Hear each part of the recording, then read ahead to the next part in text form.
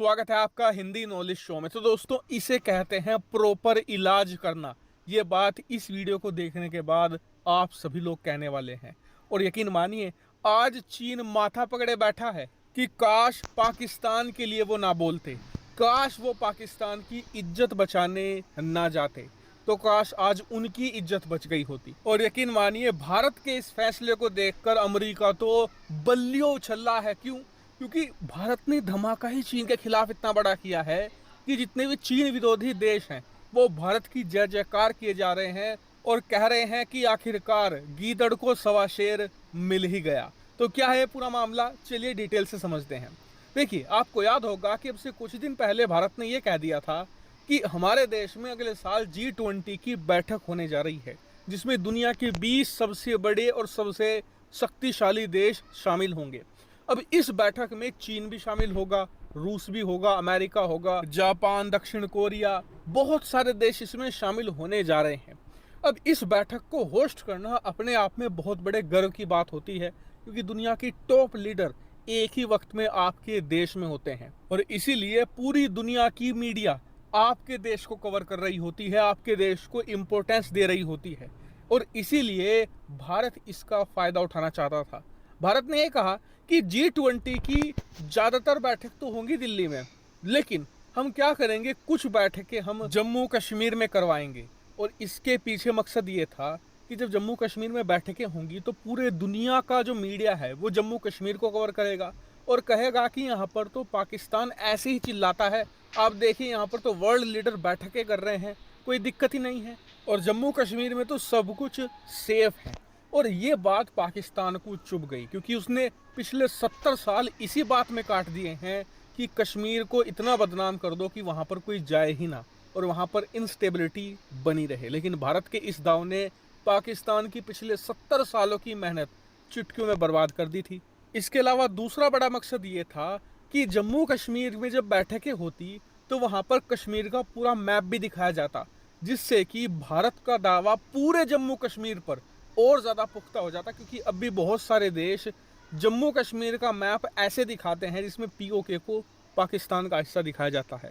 ऐसे में जम्मू कश्मीर का पूरा मैप भारत के पक्ष में पूरी दुनिया में फ्री में प्रमोट हो रहा होता। इसी बात से पाकिस्तान चिढ़ गया और उसने G20 की बैठक का बहिष्कार करने की बात कह दी। लेकिन मूर्खतापूर्ण बात यह है कि G20 का कभी हिस्सा रहा ही नहीं है पाकिस्तान को तो ऑब्जर्वर मेंबर भी नहीं बनाया गया है इस बार। तो पता नहीं ये कैसे इसका बायकॉट करेंगे। खैर, इन पर किसी का ध्यान नहीं गया। दुनिया के किसी और देश को दिक्कत नहीं थी, अमेरिका हो, रूस हो, यूरोप हो, सभी ने कहा कि जी हमें कोई दिक्कत नहीं है, हम जम्मू कश्मीर में बैठक करने को तैयार हैं। लेकिन इसी बीच पाकिस्तान के फेवर में कूद पड़ा चीन ने कहा कि जी देखिए, जम्मू कश्मीर में बैठकें नहीं होनी चाहिए, ये विवादित इलाका है। कुछ इस तरीके की बयानबाजी चीन करने लगा। अब यहीं पर भारत को मौका दिख गया कि जब कश्मीर में बैठक हो रही है, ये बात चीन को इतनी चुभ रही है, मान लो कि बैठक चीन की सीमा पर होने लगे, चीन तो फट पड़ेगा। और इसी बात का फायदा भारत ने उठा लिया है।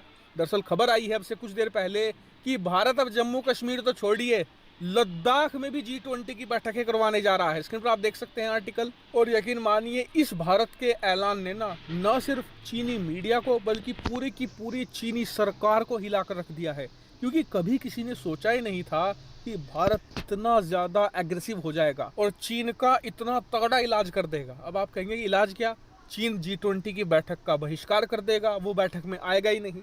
तो यही तो भारत चाहता है और यहीं पर चीन का भयानक इलाज हुआ है। अगर चीन लद्दाख वाले फैसले से डर कर यहाँ पर G20 का बहिष्कार कर देता है तब मरा, अगर बहिष्कार नहीं करता है और G20 की बैठक में शामिल होता है तब मरा।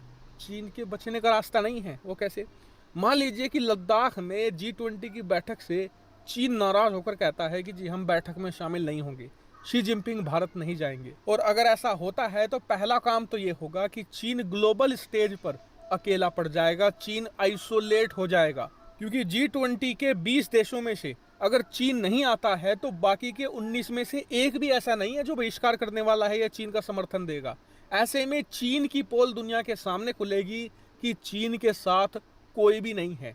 चीन ने जब बाइकआउट किया G20 का तो एक भी देश उसके साथ नहीं गया। और दूसरा मुद्दा ये है कि चीन भले ही अगले साल G20 में शामिल हो या ना हो, एक काम तो हो ही जाएगा कि भारत का बहुत बड़ा फायदा होगा। वो कैसे? दरअसल इन बैठकों में ना भारत को इतना ग्लोबल मीडिया का कवरेज मिलेगा कि हमारा दावा पूरे जम्मू कश्मीर पर और पूरे लद्दाख पर, जिसमें हम अक्साई चीन को भी शामिल करेंगे, इसके अलावा पीओके को भी शामिल करेंगे, यानी कि पूरे के पूरे इस इलाके पर भारत का दावा मजबूत हो जाएगा। वही मान लीजिए कि चीन कहता है कि हम G20 की बैठक में शामिल होंगे, तो जो मैंने आपको अब तक सब कुछ बताया ना, वो तो होगा ही होगा। साथ में ये भी होगा कि दुनिया भर में ये नैरेटिव फैलेगा कि चीन के खिलाफ भारत ही एक ऐसा देश है जिसने शी जिनपिंग के सामने खड़े होकर पूरे चीन की बैंड बजा दी और चीन को मुंह तोड़ जवाब दिया है। ऐसे में भारत का जो स्टेचर है ग्लोबल लेवल पर वो और बढ़ेगा और दुनिया में जितने भी एंटी चाइना देश है